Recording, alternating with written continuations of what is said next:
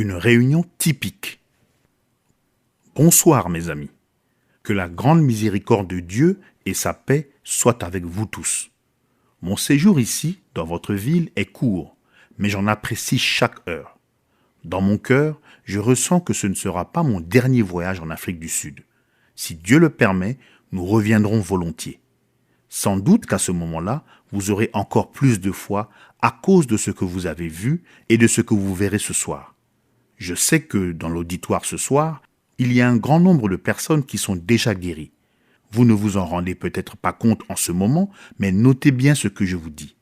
Au cours des semaines à venir, vous verrez des gens qui étaient malades aller voir leurs pasteurs et leurs amis pour leur dire « Mes problèmes d'estomac ont disparu. Le cancer, je ne l'ai plus. Regardez mon bras, je peux m'en servir. » Et beaucoup d'autres choses de ce genre. Vous verrez que je vous ai dit la vérité. J'aimerais beaucoup voir un réveil dans toutes les églises de l'Afrique du Sud. Nous sommes tous un en Christ. Nous sommes un seul esprit, unis dans un seul corps. N'est-ce pas que ce sera merveilleux de voir les murs des dénominations s'écrouler pour que nous agissions comme n'étant qu'un en Jésus-Christ? C'est ce qui produira le réveil. Maintenant, je voudrais juste lire un passage de l'Écriture, car je pense qu'aucune réunion n'est complète sans la lecture de la parole. Mes paroles à moi failliront, comme celles de tout homme, mais la parole de Dieu ne faillira jamais. Souvenez-vous, la parole de Dieu vaincra Satan n'importe où, n'importe quand et en toutes circonstances. Quand Jésus était ici, le Père était en lui, et il était égal au Père. Cependant, quand il a rencontré Satan, il n'a utilisé aucun de ses dons. Il s'est contenté de dire « Il est écrit ». Chaque fois que Jésus disait « Il est écrit », il remportait la victoire sur Satan. Vous avez la promesse dans la parole de Dieu et chaque fois que vous utilisez la parole avec foi, Satan vous laisse. Ceci est la parole de Dieu et si ce que je dis ne correspond pas à celle-ci, alors mes paroles ne valent rien. Par contre, si mes paroles correspondent à la parole de Dieu, Dieu les respectera. Et c'est ce qu'il a fait déjà au cours des réunions que nous avons eues. Je voudrais maintenant lire dans le 2e chapitre de l'évangile de Luc à partir du verset 25. Et voici, il y avait à Jérusalem un homme appelé Siméon. Cet homme était juste et pieux. Il attendait la consolation d'Israël et l'Esprit Saint était sur lui. Il avait été divinement averti par le Saint-Esprit qu'il ne mourrait point avant d'avoir vu le Christ du Seigneur. Il vint au temple, poussé par l'Esprit. Et comme les parents apportaient le petit enfant Jésus pour accomplir à son égard ce qu'ordonnait la loi, il le reçut dans ses bras, bénit Dieu et dit « Maintenant, Seigneur, tu laisses ton serviteur s'en aller en paix selon ta parole. Car mes yeux ont vu ton salut, salut que tu as préparé devant tous les peuples, lumière pour éclairer les nations et gloire d'Israël, ton peuple. » Son père et sa mère étaient dans l'admiration des choses qu'on disait de lui. Siméon les bénit et dit à Marie sa mère, « Voici cet enfant est destiné à emmener la chute et le relèvement de plusieurs en Israël, et à devenir un signe qui provoquera la contradiction, et à toi-même une épée te transpercera l'âme, afin que les pensées de beaucoup de cœurs soient dévoilées. » Il y avait aussi une prophétesse, Anne, fille de Phanuel, de la tribu d'Asser. Elle était fort avancée en âge, et elle avait vécu 7 ans avec son mari depuis sa virginité. Restée veuve et âgée de 84 ans, elle ne quittait pas le temple et elle servait Dieu nuit et jour dans le jeûne et dans la prière. Étant arrivée, elle aussi, à cette même heure, elle louait Dieu et elle parlait de Jésus à tous ceux qui attendaient la délivrance de Jérusalem. Que le Seigneur Jésus ajoute sa bénédiction à la lecture de la parole. Je voudrais parler des attentes pendant quelques instants. Généralement, on obtient ce à quoi on s'attend. Ainsi, si vous venez à une réunion dans le seul but de critiquer, à coup sûr, Satan vous montrera quelque chose à critiquer. Si vous venez pour être béni, Dieu veillera à ce que vous soyez béni, car vous recevrez ce que vous attendez. Je vais vous donner un exemple de ce que je veux dire. Une fois, ma mère m'a envoyé à une fête, et elle m'a dit que j'y rencontrerais sa sœur. Elle me l'a décrite comme étant petite, avec des traits plutôt anguleux, un front haut, les cheveux peignés vers l'arrière, enroulés en chignon. Je me suis mis à sa recherche en ayant une certaine idée de l'air qu'elle aurait. Or, si vous venez pour la guérison divine, vous devez avoir une certaine idée de ce que Dieu est. Croyez-vous cela? Eh bien, Dieu est un esprit, mais on peut observer sa manière d'agir. Jésus a dit qu'il nous enverrait le Saint-Esprit et que c'est lui qui rendrait témoignage de Christ et nous rappellerait les choses que Jésus avait dites. Il nous montrerait aussi les choses à venir. Il a dit, « Celui qui croit en moi fera aussi les œuvres que je fais, et il en fera de plus grandes, parce que je m'en vais au Père. » Il a aussi dit qu'il ne pouvait rien faire tant que le Père ne lui avait pas montré. Ensuite, quand le Père lui donnait une vision, il l'exécutait. Or, Jésus est le même hier, aujourd'hui et éternellement. Nous devrions donc avoir dans nos réunions le même genre de manifestation que celle qu'avait Jésus à son époque. Vous avez souvent entendu les gens dire « Voir, c'est croire ». Vous avez entendu ce dicton. Je vais vous prouver qu'il n'est que partiellement vrai. Ici, je vois un homme à côté de moi qui porte un costume sombre. Il a une cravate blanche à pois rouges. Combien croient que c'est vrai? C'est sûr, vous le voyez, donc vous savez qu'il est ici. Maintenant, je me tourne pour regarder dans la direction opposée. Je ne vois pas cet homme, mais il est là quand même. Comment est-ce que je le sais? C'est que j'ai un autre sens. Le corps humain a 5 sens. La vue, le goût, le toucher, l'odorat et l'ouïe. Ils sont distincts l'un de l'autre. D'abord, j'ai su qu'il est ici au moyen du sens de la vue. En m'étant retourné, je ne le vois plus, mais je sais qu'il est ici parce que je le touche de la main. Mon sens de la vue est donc inactif, mais mon sens du toucher est actif.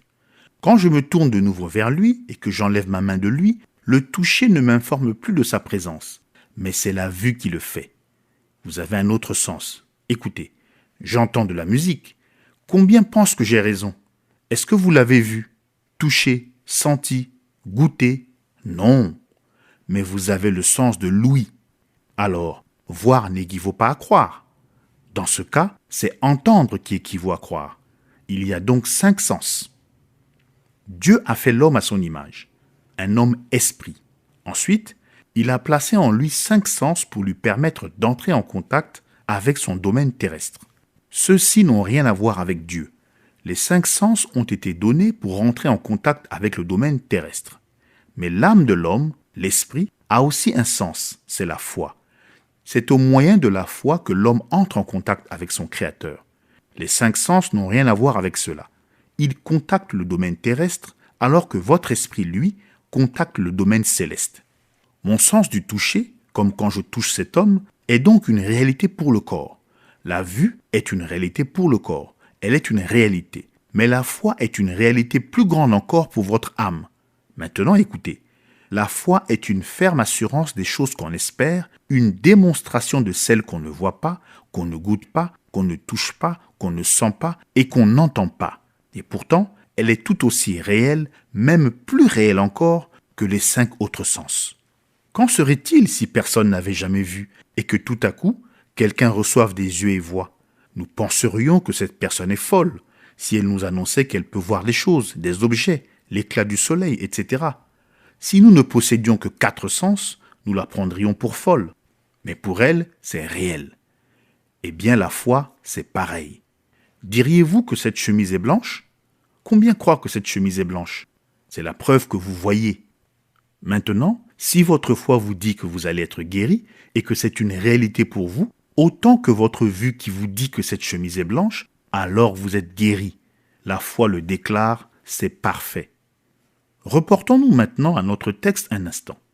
Siméon était un vieillard qui vivait dans le temple. Les théologiens nous disent qu'il était octogénaire. Un jour, il avait reçu la promesse par le Saint-Esprit qu'il ne mourrait pas avant d'avoir vu le Christ du Seigneur. Il disait à tous, « Je ne mourrai pas avant d'avoir vu le Christ. » On le traitait de fou. Les gens disaient, « David et tous les prophètes s'attendaient à voir Christ. Et maintenant, regardez-moi cet homme-là, vieux comme il est, et il pense qu'il va voir le Christ. » Il était en droit de le croire, car le Saint-Esprit ne peut pas mentir. Or, remarquez qu'il n'avait pas honte. Il ne regardait pas à son prestige, au milieu dont il était issu, ou encore à sa respectabilité. Il avait reçu une promesse du Saint-Esprit, comme quoi il ne mourrait pas avant d'avoir vu le Christ du Seigneur. Il n'avait pas honte d'en témoigner, parce que le Saint-Esprit lui avait dit qu'il en serait ainsi. Or, ce même Saint-Esprit qui était avec Siméon est ici ce soir, Combien croient à la guérison divine? Eh bien, si vous y croyez, souvenez-vous, David a dit, « Quand la profondeur appelle la profondeur ». Autrement dit, s'il y a une profondeur ici à l'intérieur qui appelle, alors il y a une profondeur là-bas pour y répondre. C'est comme ceci. Avant qu'il y ait une nageoire sur le dos du poisson, il fallait qu'il y ait de l'eau où il puisse nager. Sinon, il n'aurait pas eu de nageoire. Avant qu'il y ait un arbre qui pousse sur la terre, il devait d'abord y avoir une terre, sans quoi il n'y aurait pas eu d'arbre pour y pousser. Vous voyez ce que je veux dire? Eh bien, il y a longtemps, j'ai lu un article de journal où il était question d'un petit enfant qui rongeait la pédale en caoutchouc d'une bicyclette et la gomme des crayons. On l'avait emmené chez le docteur qui l'avait examiné et avait dit que ce petit gars avait une carence en soufre. Comme le caoutchouc contient du soufre, il mangeait le caoutchouc pour y trouver du soufre. Si quelque chose en vous réclame du soufre, il doit forcément y avoir du soufre quelque part pour répondre à ce besoin. Quand il y a une création dans un cœur humain, il faut qu'il y ait un créateur pour créer cette création. Si vous priez pour avoir plus de Dieu, il y a forcément plus de Dieu à recevoir. Quand vous étiez pécheur, votre âme réclamait Dieu. Les païens réclament Dieu. Il y a quelque chose en eux qui ressent le besoin d'adorer. Comme ils ne savent pas quoi adorer, ils se sont fait une statue et l'ont adorée. C'est parce qu'ils ne connaissent pas Dieu, mais cela montre qu'il y avait quelque chose qui réclamait Dieu, qui ressentait le besoin d'adorer. Il fallait qu'il y ait un Dieu quelque part pour créer cette création, sans quoi il n'y aurait pas eu ce désir en eux. Vous, maintenant, qui avez levé la main pour dire que vous croyez à la guérison divine et que vous la désirez, il doit y avoir une source de guérison disponible quelque part, sans quoi vous n'auriez pas ce désir. Vous voyez, c'est la profondeur qui appelle la profondeur. Siméon avait reçu la promesse qu'il verrait le Christ. Disons que c'est un lundi matin que Jésus est né. Il n'y avait pas de journaux ni de radio comme on en a aujourd'hui, mais le seul moyen d'envoyer un message, c'était le bouche à oreille. Quelques astronomes sont venus et l'ont reconnu d'après certains signes. Les anges sont descendus proclamer sa naissance. Quelques bergers étaient venus l'adorer, mais peu de personnes étaient au courant. Il y avait à l'époque quelques 2 millions d'habitants en Israël. Probablement qu'en une nuit, bien des enfants naissaient. Selon la coutume juive, le 8e jour, la mère devait venir offrir un sacrifice de purification et faire circoncire l'enfant. Imaginez un peu cette foule grouillante qu'il y avait au temple ce matin-là. Une longue file de mères se tenait là avec leur bébé. Parmi elles, plus loin dans la rue, il y avait une petite vierge, un voile sur le visage, qui tenait 2 tourterelles comme offrande de purification. Les enfants riches pouvaient offrir un agneau, mais là, c'était une offrande de pauvres campagnards, une paire de petites colombes ou 2 jeunes pigeons. Et puis, le petit bébé était enveloppé de l'ange. Marie avait mauvaise réputation au départ. Les gens lui disaient que c'était l'enfant de Joseph, que Joseph en était le père. Je vois ces femmes faire un pas en arrière alors qu'elles s'avancent avec son enfant né hors du mariage. Mais, dans son cœur, cette petite vierge savait que c'était le Fils de Dieu, même s'il était enveloppé de l'ange. C'était lui, Emmanuel, dans un tabernacle de chair. Elle berçait son bébé, tandis que tout le monde s'écartait d'elle. Là-bas, dans le temple, Siméon était assis en train d'écrire. Il avait reçu la promesse qu'il verrait le Christ. Je peux voir le Saint-Esprit descendre lui dire « Siméon, lève-toi, sors, Siméon ». Il ne savait pas où il allait, mais il est sorti du temple. Il a longé cette file de mère et s'est arrêté devant celle qui avait une mauvaise réputation. Les larmes coulant le long de sa barbe, il a pris le bébé dans ses bras, il a prié ainsi. « Maintenant, Seigneur, tu laisses ton serviteur s'en aller en paix selon ta parole, car mes yeux ont vu ton salut. » Tout au fond, dans un coin, il y avait une femme âgée qui priait. Depuis des années, elle attendait la consolation d'Israël. Elle était aveugle et elle était prophétesse. Au même moment, le Saint-Esprit lui a dit « Anne, lève-toi !» Et elle s'est avancée, aveugle, se frayant un chemin entre les gens, conduite par le Saint-Esprit. Elle s'est approchée de Marie, elle a pris le bébé dans ses bras et elle a béni Dieu.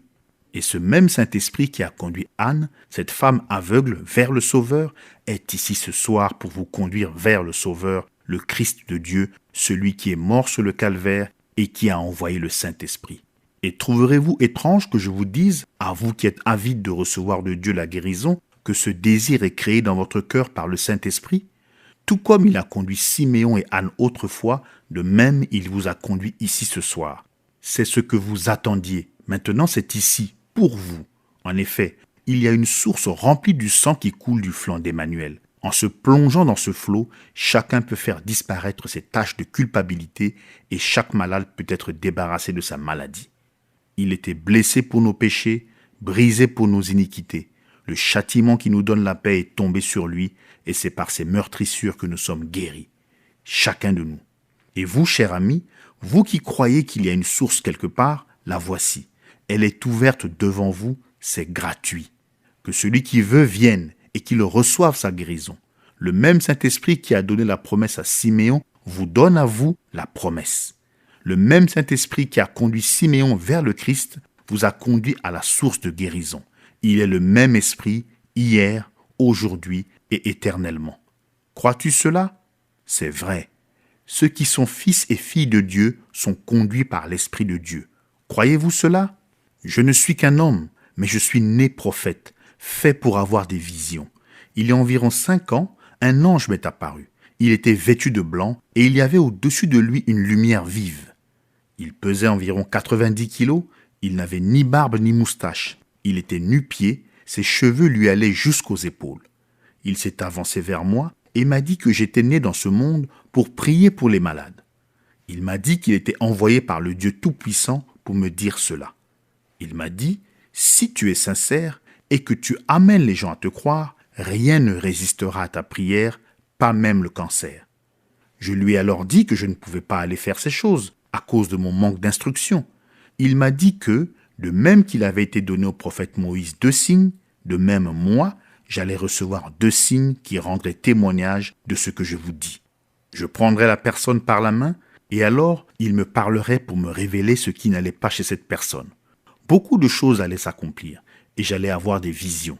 J'allais connaître les secrets du cœur des gens, je pourrais comprendre leur passé et aussi connaître des choses concernant leur avenir. Avant qu'il parte, je lui ai demandé comment ces choses étaient possibles.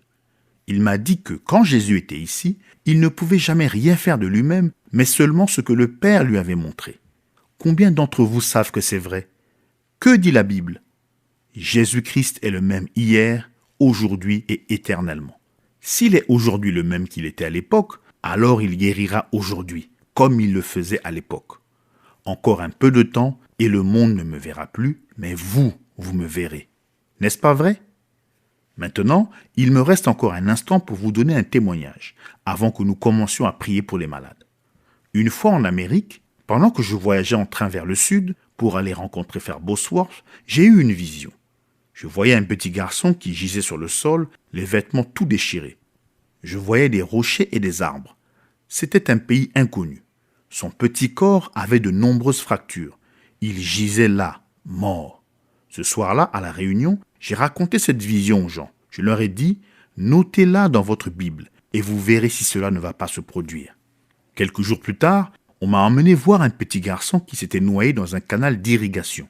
Mais ce n'était pas le garçon que j'avais vu dans la vision, lequel avait environ 8 ou 10 ans et avait été tué dans un accident.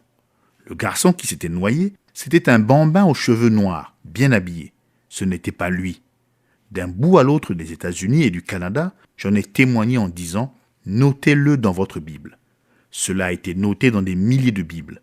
Je leur ai dit que, quand la vision s'accomplirait et que le garçon reviendrait à la vie, cela paraîtrait dans la voie de la guérison. En avril 1950, quand nous étions en Finlande, nous avons quitté Helsinki pour monter à Kuopio. Quelques-uns d'entre nous étaient montés dans une tour d'observation d'où on pouvait voir le territoire russe. J'avais beaucoup jeûné et j'ai dit à mes organisateurs, « Il va se produire quelque chose ». En reprenant la route, nous sommes arrivés sur les lieux d'un accident. Une voiture venait de heurter 2 garçons. L'un d'eux avait été touché au côté et projeté contre un arbre. Cela lui avait écrasé la tête et les côtes. La voiture, qui roulait à environ 110 km à l'heure, avait heurté l'autre garçon de plein fouet, était passée sur lui et l'avait projeté en l'air derrière la roue arrière. Nous sommes arrivés une vingtaine de minutes plus tard. Il y avait beaucoup de gens autour. On l'avait étendu là et recouvert son visage de son manteau. M. Lindsay et les autres sont allés le regarder, mais moi, je ne le pouvais pas. Je pensais à mon propre fils et j'étais triste. Ils ont fini par demander « Pourquoi n'y allez-vous pas ?» Alors j'y suis allé. Quand j'ai regardé le petit garçon, on avait retiré le manteau de son visage. Le cœur a failli me manquer. Je pensais à mon petit Billy Paul qui était à des milliers de kilomètres de moi. Tout le monde pleurait. Au moment où je faisais demi-tour, j'ai senti une main sur moi. J'ai dit « Je ne comprends pas ». Certaines personnes qui se tenaient là disaient « Voilà le faiseur de miracles américain. Voyons un peu ce qu'il va faire. Vous voyez l'incompréhension des gens ?» Je me suis retourné et j'ai dit « Il me semble avoir déjà vu ce garçon quelque part. Regardons encore une fois. » Ils ont de nouveau retiré son manteau. J'ai dit « J'ai déjà vu ce garçon. » J'étais si bouleversé qu'au départ, je ne l'avais pas reconnu. J'ai demandé au prédicateur « Est-il membre de l'une de vos églises ?» « Non, ont-ils répondu. Alors j'ai compris que c'était lui, le garçon que j'avais vu en vision là-bas en Amérique, environ 1 an et demi plus tôt. Vous ne pourrez jamais savoir comment je me suis senti. Il n'y avait pas assez de démons dans les tourments pour retenir cet enfant. J'ai dit « Mettez-vous tout autour et vous verrez la gloire du Seigneur. » Je me suis agenouillé exactement tel que cela m'avait été montré dans la vision et j'ai prié. « Dieu Tout-Puissant, dans ma patrie, il y a environ 1 an et demi, tu m'as montré ce garçon et tu m'as dit qu'il allait ressusciter. Il gisait là, son corps avait de nombreuses fractures. J'ai dit « Ô Seigneur, écoute la prière de ton serviteur. Et maintenant, mort, tu ne peux plus le retenir, car Jésus-Christ a promis que ce garçon vivrait. » Le garçon s'est levé, vivant et tout à fait normal. Il y avait là des hommes d'affaires et des notables de la ville. J'ai leur déclaration pour confirmer ceci, authentifiée par un notaire. Je pourrais continuer pendant des heures à vous donner des témoignages de guérisons miraculeuses que Dieu a opérées, mais nous ne pouvons pas prendre plus de temps. En effet, il faut commencer le service de guérison. J'aimerais pouvoir prier pour chacun de vous individuellement, mais c'est impossible. Je ferai une prière pour l'auditoire tout entier et tous, vous pouvez être guéris. Tout comme un pécheur qui accepte la parole et la croit peut devenir une nouvelle créature. Je dois vous amener à croire. Vous obtiendrez votre guérison au moyen de la même foi qui sauve ou qui guérit votre âme. Ce soir encore, comme d'habitude, nous allons faire monter sur l'estrade de 10 à 15 personnes de l'auditoire qui ont des cartes de prière. Ceci n'est pas le service de guérison proprement dit, mais une démonstration de ce qui peut vous arriver à vous dans l'auditoire. Mon fils Billy a distribué des cartes de prière en début de soirée. Billy Paul, quels sont les numéros que tu as distribués ce soir ? L50 à L100. Bon, il a distribué 50 cartes ce soir. Et je pense que nous allons faire venir les 15 premiers numéros, de L50 à L65. Regardez le numéro qui est au dos de votre carte et voyez si vous avez un numéro compris entre L50 et L65. Si c'est le cas, montez ici aussi rapidement que possible pour que nous puissions former la ligne et commencer le service de prière. Ne pensez pas que, parce que vous n'avez pas reçu de carte de prière, vous n'allez pas à être guéri. Je veux que vous compreniez que cela n'a rien à voir avec les cartes de prière. J'appelle quelques personnes à venir ici pour que vous puissiez voir le don à l'œuvre et qu'ainsi vous croyiez. Et puis, cela aide à faire venir l'onction sur moi. Pendant qu'on prépare la ligne de prière, je tiens à vous dire, chers amis chrétiens, que je ne viens pas à vous comme un guérisseur divin. Je viens comme votre frère. Je ne viens pas pour remplacer votre médecin. Je viens pour prier pour vous selon une révélation divine, une décision divine de Dieu. Les dons et les appels de Dieu sont sans repentance. Les médecins sont des serviteurs de Dieu et ils font tout ce qu'ils peuvent pour nous. Mais leur pouvoir et leur connaissance sont limités. Le pouvoir de Dieu, lui, n'est pas limité. Si les médecins et les infirmières ne répondaient pas à un besoin, ils ne seraient pas là. Ils nous sont donc d'un grand secours. J'apprécie vraiment ce qu'ont fait les infirmières pour les malades et les personnes affaiblies au cours de ces réunions. Que Dieu vous bénisse tous, les médecins comme les infirmières. Ma petite fille, que j'ai laissée chez moi pour venir vers vous, veut devenir infirmière. Et si mon fils ne devient pas prédicateur, je souhaite qu'il devienne médecin. Beaucoup de gens savent, disent-ils, que Dieu peut le faire, mais ils se demandent, est-ce qu'il le veut ? Dans le psaume 103, la guérison des maladies est classée dans la même catégorie que le pardon des iniquités ou des péchés. Donc, si c'est la volonté de Dieu de pardonner le péché, c'est aussi sa volonté de guérir les maladies. Je veux prier sur ces mouchoirs. Il y a ici des centaines de lettres. Chaque mois, je reçois des milliers de lettres. Provenant de partout dans le monde, de grandes choses se sont produites. C'est conforme à la Bible, à Acte 19. Paul savait que Dieu était en lui, et vous aussi si seulement vous pouviez prendre conscience que Dieu est en vous. Maintenant, soyez respectueux pendant que je prie. Père miséricordieux, ces mouchoirs posés ici dans les cartons et sur les chaises, je te demande au nom de ton Fils Jésus de les bénir. Loin d'ici, d'un bout à l'autre du pays, il y a des mères, des pères, des enfants qui attendent le retour de ces mouchoirs. Beaucoup sont gravement malades, et je prie pour eux. Père bien-aimé, il y a un pauvre père aveugle assis dans une maison, une mère affligée étendue sur un lit. Ils attendent que ces mouchoirs leur reviennent. Il est écrit dans les Écritures qu'en appliquant des mouchoirs et des linges qui avaient touché le corps oint de saint Paul, les maladies et les esprits impurs sortaient des gens. Père, nous savons que nous ne sommes pas saint Paul, mais tu es toujours le même Jésus qui était avec saint Paul et avec tout ton peuple. Ô Dieu, fais-le à nouveau pour eux, afin que les gens sachent que tu es Jésus, le Fils de Dieu, le même hier, aujourd'hui et éternellement. Tu as été si bon envers nous, Père céleste, et le temps s'écoule si facilement quand nous parlons de Jésus que nous parlons de ses œuvres merveilleuses. Quand il était ici, sur terre, il a dit « Encore un peu de temps et le monde ne me verra plus. » Mais le monde ne comprend pas. Ils sont aveuglés par le Dieu de ce monde. Ils marchent dans les ténèbres, selon leur propre voie et les convoitises de leurs péchés. Mais nous te remercions de ce que tu as dit, que tu serais avec nous et même en nous jusqu'à la fin du monde. Ce soir, là où tu trouveras un cœur sincère, tu le conduiras par ton esprit. Ô Dieu, en ce samedi soir, alors que beaucoup de gens font leurs achats, que beaucoup sont dans des boîtes de nuit et dans des lieux mal famés, que des jeunes hommes sont étendus sur le sol des bars, que des jeunes filles sont sur une mauvaise voie, se frayant en dansant un chemin vers une tombe sans Christ. Ô Maître, conduis ces gens d'une façon ou d'une autre. Ce soir, parle-leur et qu'ils trouvent une place au bon vieil hôtel et qu'ils deviennent tes serviteurs, Seigneur. Il y a beaucoup de gens ici ce soir, Seigneur, qui sont malades et dans le besoin. Je sens ton esprit maintenant, et nous savons tous que tu es ici. Tu as dit, là où 2 ou 3 sont assemblés, je serai au milieu d'eux. Nous te sentons littéralement par le toucher spirituel, et nous savons que tu es ici. Et maintenant, Père, que j'ai témoigné à ces gens de ton don divin, si tu ne parles pas, ils n'auront que ma parole à moi, Seigneur. Mais je sais que tu vas parler, confirmer, témoigner, que toute la louange et la gloire te reviennent à toi, merveilleux Fils de Dieu. Tu es si merveilleux de nous racheter, nous pauvres pécheurs perdus, qui méritons la mort et la séparation, qui méritons l'enfer, mais toi, tu nous as rachetés. Oh, comme mon cœur tressaille quand je pense que je suis racheté et que aussi sûr que tu es sorti de la tombe, un jour nous en sortirons avec un nouveau corps et nous ne serons plus jamais malades ni souffrants. Maintenant, Dieu bien-aimé, bénis ceux qui sont ici ce soir, que le Saint-Esprit agisse sur cet auditoire maintenant, que dans la douceur il t'accepte et qu'il soit sauvé et guéri ce soir, car nous le demandons au nom de ton Fils Jésus. Amen. Amenez-moi le premier patient. Bonsoir, madame. Maintenant, sœur, croyez-vous de tout votre cœur que Dieu m'a envoyé pour vous aider? Je n'ai rien avec quoi guérir.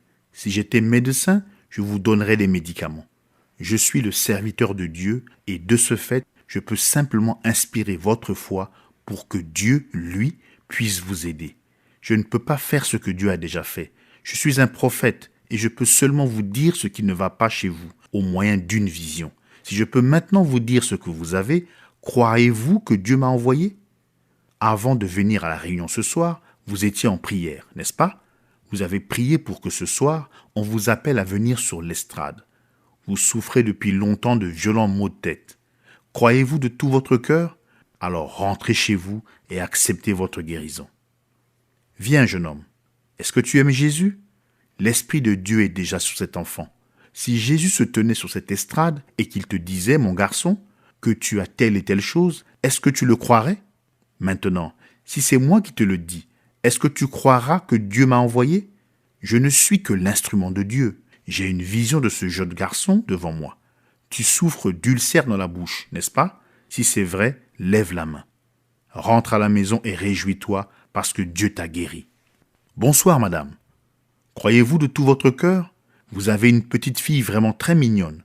J'ai une petite fille à la maison qui est juste un peu plus petite que toi. Elle s'appelle Rebecca, mais il m'a fallu quitter la petite Rebecca pour venir ici prier pour toi. Si Jésus, le Fils de Dieu, était ici, tu sais qu'il aime beaucoup les petits-enfants. Il les prendrait dans ses bras et il les bénirait. Il a dit, « Laissez les petits-enfants et ne les empêchez pas de venir à moi, car le royaume des cieux est pour ceux qui leur ressemblent. » Si Jésus était ici ce soir, il te bénirait. Il poserait ses mains sur toi et il saurait ce qui ne va pas. Est-ce que tu le crois? Tu crois que Jésus peut montrer à frère Branham ce qui ne va pas? Je trouve que tu es une mignonne petite fille. Mère, votre jeune enfant est né avec cette maladie. C'est une maladie nerveuse. C'est ce qui fait que votre petite est faible et fatiguée. Son état général est très mauvais. Il ne s'agit pas tellement de difficultés organiques, mais plutôt d'un délabrement de l'état général de cet enfant. Cette fillette est apathique. Elle ne mange pas bien et ne cesse d'attraper de très mauvais rhumes, n'est-ce pas? N'est-ce pas vrai? Or, vous savez que toute chose concourt au bien de ceux qui aiment Dieu. Je voudrais vous demander quelque chose. Cette fillette est plus précieuse pour vous que votre propre vie. Voulez-vous promettre que si Dieu permet que cet enfant soit guéri et en bonne santé, vous l'élèverez non pas comme une fille moderne, mais vous l'élèverez à la gloire de Dieu pour que Dieu tienne sa vie entre ses mains? Allez-vous l'instruire dans cette voie en vivant, vous aussi de cette manière, pour être devant elle l'exemple d'une vraie croyante, remplie de l'Esprit de Dieu? Allez-vous le faire? Ce que je vous ai dit au sujet de l'enfant, est-ce vrai? Eh bien, je crois qu'il y a de l'espoir pour cet enfant. Dieu parle dans votre foyer. Vous comprenez ce que je veux dire, n'est-ce pas? Avant même que je le dise, vous le saviez. J'ai senti par votre réaction que c'était compris, je n'ai donc pas besoin de le dire. Allez et servez Dieu votre vie durant. Je veux bénir votre petit enfant. Viens ma chérie, mets tes bras autour de moi. Dieu Tout-Puissant, auteur de la vie, donateur de tout ce qui est bon, cette pauvre petite fille aux yeux bleus clairs qui me regarde me rappelle ma petite Rebecca à moi, à bien des milliers de kilomètres au-delà des mers. Ô Dieu, sois miséricordieux envers cette petite enfant. Écoute la prière de ton serviteur, Père. Tu as entendu la promesse de celle qu'il aime. Tu as donné une vision et tu connais toutes choses. Et alors qu'elle est ici ce soir, blottie contre moi, qu'il en soit comme à l'époque d'Élie, quand il a mis son corps sur l'enfant mort et que ce dernier est revenu à la vie. Que la santé et la force viennent dans cette petite fille, que les rhumes et la maladie cessent dans le corps de cet enfant et qu'elle n'oublie jamais cette soirée. Que cette date marque un tournant à partir duquel les bénédictions de Dieu seront sur cet enfant. Qu'elle te serve tous les jours de sa vie et ses bien-aimés également. En tant que ton prophète, je bénis cette petite enfant au nom de ton Fils béni, Jésus-Christ notre Seigneur. Amen. Mon petit chou, n'aie pas peur. Tu vas être en bonne santé. Ces rhumes et tout cela vont s'arrêter. Que Dieu te bénisse, ma chérie. Voici une dame de qui je ne sais rien, mais mon père la connaît, et il peut partager avec moi une partie de sa connaissance. Croyez de tout votre cœur et vous êtes guéris. Jésus est le même hier, aujourd'hui et éternellement. Frère Branham se tourne vers l'auditoire. Je vois là un homme qui souffre. Je vois ce que vous avez, mais moi, je ne peux pas vous guérir, monsieur. Croyez-vous que Jésus-Christ peut vous rétablir? Si je peux dire ce que vous avez, alors vous devriez croire, pas vrai? Vous souffrez d'une double hernie. Si c'est vrai, levez simplement la main. Maintenant, si vous croyez, vous pouvez rentrer chez vous et vous rétablir. Que Dieu vous bénisse. Ayez foi en Dieu. Croyez en lui de tout votre cœur. C'est merveilleux de voir d'ici comment notre Seigneur agit d'un endroit à l'autre de cet auditoire. Il y a un autre homme qui a une hernie. Lui aussi voudrait bien être guéri. N'est-ce pas, monsieur? Si vous croyez, vous pouvez être rétabli. Ayez simplement foi en Dieu. Continuez à croire, il peut vous guérir. C'est votre femme qui est assise à côté de vous, cette dame-là? Croyez-vous que je peux vous dire ce que vous avez, madame? Croyez-vous que je suis le prophète de Dieu? Vous le croyez? Eh bien, vous souffrez d'hypertension, n'est-ce pas? N'est-ce pas vrai? Si vous croyez de tout votre cœur, vous pouvez rentrer chez vous et être rétabli. Que Dieu vous bénisse. Il se retourne vers les gens dans la ligne de prière. Très bien, madame, venez. Croyez-vous de tout votre cœur? Croyez-vous que Jésus-Christ est ici pour vous rétablir? Je vois ce que vous avez. Cette chose-là, j'aurais souhaité qu'elle n'ait jamais existé. Mais c'est la première chose que Dieu a promis de guérir, la tuberculose. C'est vrai, n'est-ce pas? Venez ici un instant. Cette horrible maladie, il y a une quinzaine d'années, a fait quitter cette terre à la mère de Billy. C'était avant que ce don m'ait été manifesté. J'ai toujours détesté la tuberculose. Puisse Dieu me donner ce soir le pouvoir de vous en délivrer. Ô Père, sois miséricordieux, ô Dieu. Père, si je sais comment être sincère, alors je le suis maintenant. Père, je te le demande de tout mon cœur. Écoute ma prière et donne-moi la foi, alors que je pénètre dans ce canal pour affronter ce démon qui, sinon, enverra cette pauvre femme prématurément dans la tombe. Aie pitié, ô Dieu, et chasse-le loin d'elle. Donne à ton serviteur le pouvoir, la grâce et la foi maintenant même, alors que je vais affronter cet affreux ennemi. Maintenant, démon appelé tuberculose, je m'avance dans ce duel de foi et face à ce défi en faisant valoir un don de guérison divine qui m'a été conféré par un ange. Tu es au courant de cela. Sors de cette femme. Quitte-la au nom de Jésus-Christ. Sors d'elle pour qu'elle puisse vivre. Ma sœur, je vous suis inconnu, mais faites ce que je vais vous dire. Vous le ferez? Un jour, une lettre me parviendra d'outre-mer et me dira « Frère Branham, je suis maintenant débarrassé de la tuberculose. Repartez d'ici heureuse, dans la joie, mangez tout ce que vous pouvez et vous commencerez à reprendre du poids et à vous rétablir. Que Dieu vous bénisse. Écrivez-moi en Amérique pour me raconter votre témoignage. » Le patient suivant, s'il vous plaît. Il y a un ange du Seigneur qui est ici avec nous. Satan va essayer de vous empêcher de croire, mais l'ange du Seigneur veut que vous croyiez. Votre façon d'aborder ce problème dépendra de votre attitude. Continuez à croire. Vous vous préparez à subir une opération. On doit vous opérer sous peu. Il s'agit de votre estomac, d'une tumeur qu'on doit vous enlever. Est-ce que j'ai raison? Alors levez la main. Croyez-vous que vous allez vous rétablir? Que Dieu vous bénisse. Allez et réjouissez-vous, votre foi vous a guéri. Loué soit l'Éternel. Cette dame souffre de la même chose. Vous croyez de tout votre cœur? Dieu vous a guéri. Allez maintenant. C'est comme ça qu'il faut croire. Vous avez des ulcères d'estomac, pas vrai? Vous pouvez rentrer chez vous, vous allez vous rétablir. Si Dieu me parle et me dit ce que vous avez, accepterez-vous votre guérison? C'est le diabète, pas vrai? Alors, qu'est-ce que vous avez fait?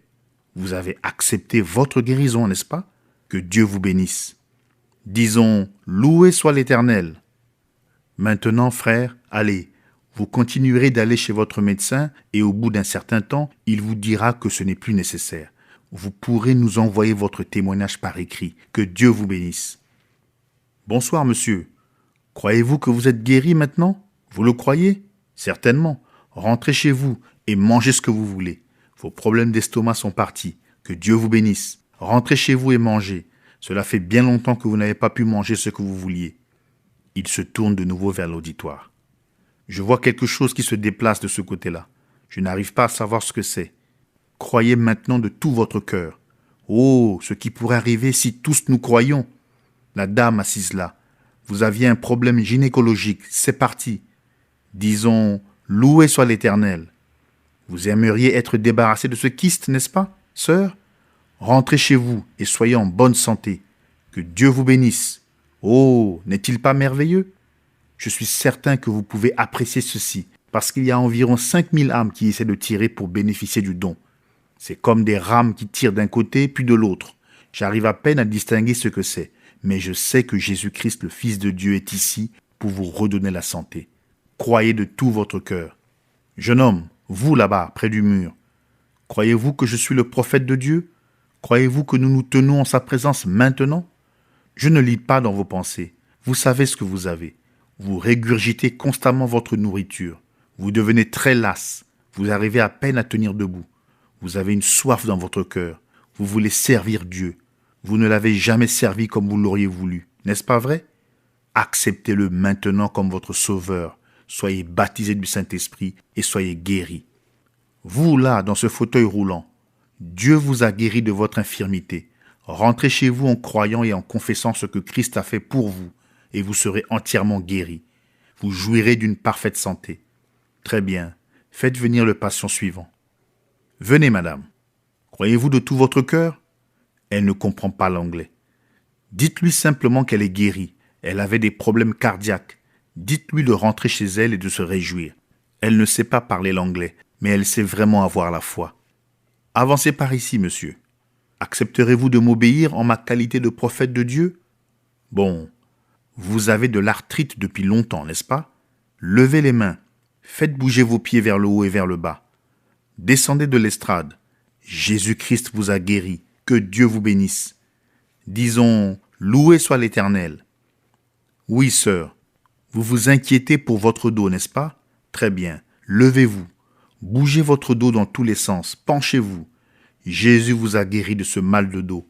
Vous ne l'avez plus. Amen. C'est pour le bébé? Ô Dieu, au nom du Seigneur Jésus, je te demande cette guérison, que ses petits yeux soient normaux. Quitte-le, Satan. Je t'adjure de quitter cet enfant. Depuis combien de temps louchait-il? Eh bien, il ne louche plus maintenant. Les yeux sont parfaitement droits et normaux. Vous pouvez maintenant rentrer chez vous dans la joie, monsieur. Le bébé est parfaitement rétabli. Disons, grâce soit rendue à Dieu. Regardez le petit bébé. Ses yeux sont parfaitement droits. Dites, loué soit l'Éternel. Il se tourne vers l'auditoire. Je veux que vous croyiez de tout votre cœur et que vous regardiez par ici. Dieu veut vous guérir. Il vous suffit de l'accepter, de le croire, et Dieu est tenu de l'accomplir. Voyez-vous comme c'est simple? Je vois un homme là qui a un cancer de l'estomac. Croyez de tout votre cœur, croyez seulement.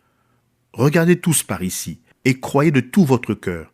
Jésus-Christ est ici pour vous guérir. Ayez seulement la foi. Oui, sœur, vous qui êtes assise là, dans le coin. C'est les nerfs, n'est-ce pas? Vous êtes névrosés, archi tendus, n'est-ce pas vrai? Levez-vous, Jésus-Christ vous a guéri. Amen. Alléluia. Votre bébé va mieux, n'est-ce pas, frère? Il a déjà un comportement différent, ne trouvez-vous pas?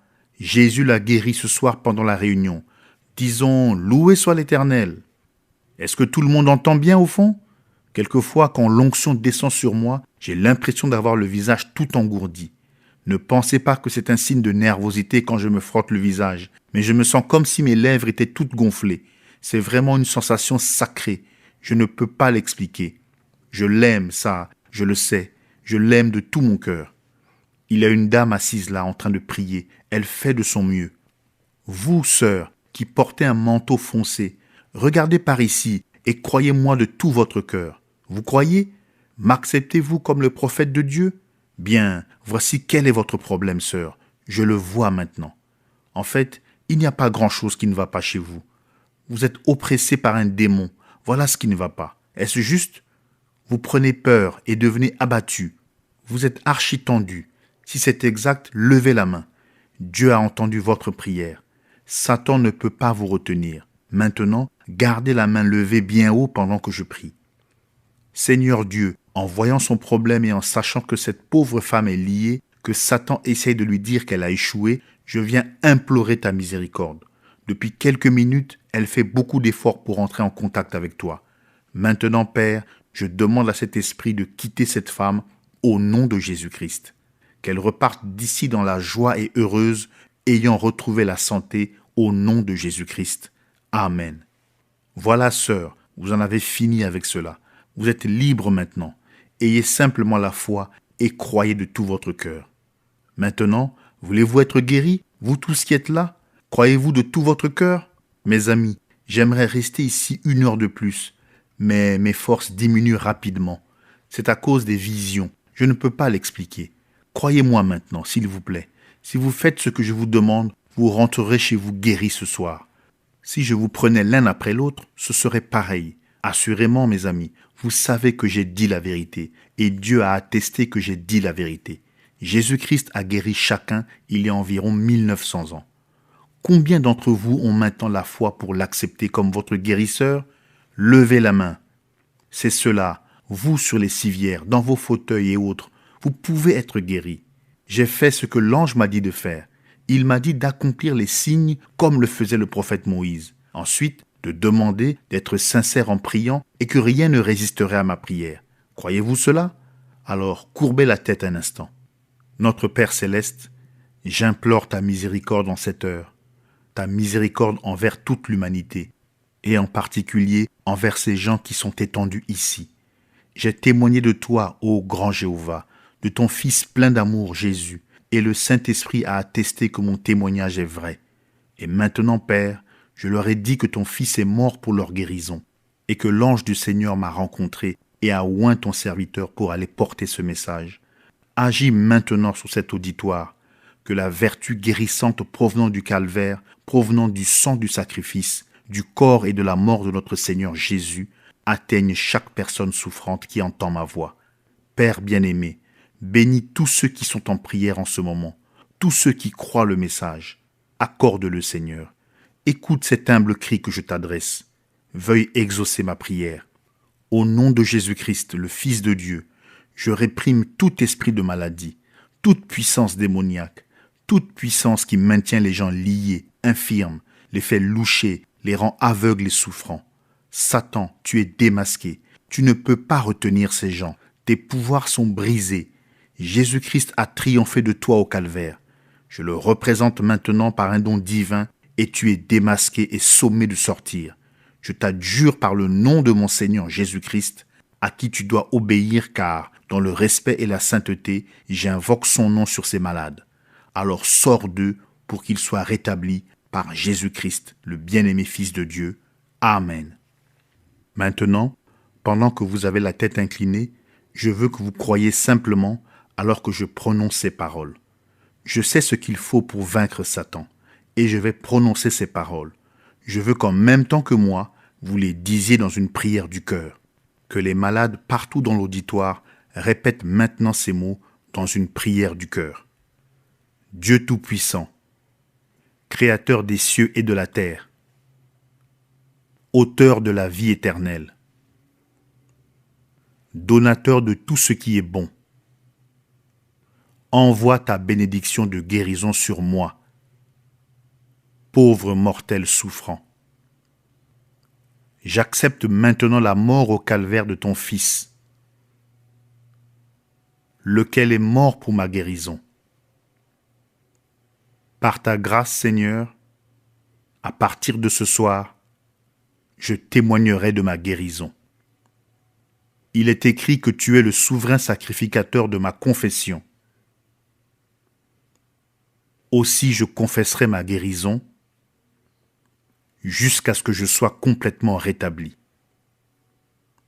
Exauce-moi, ô Seigneur, car je m'en remets à toi pour la guérison de mon corps,